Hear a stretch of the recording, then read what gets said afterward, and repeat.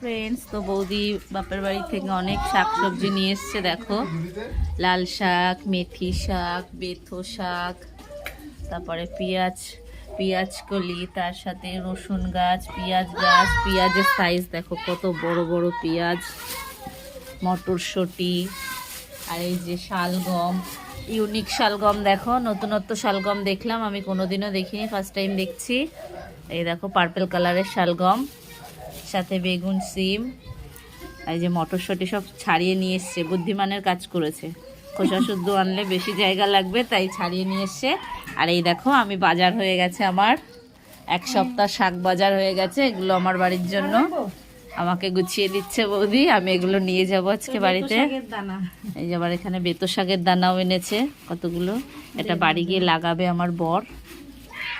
তো দেখো কত বাজার করে নিলাম আজকে। Tata, by.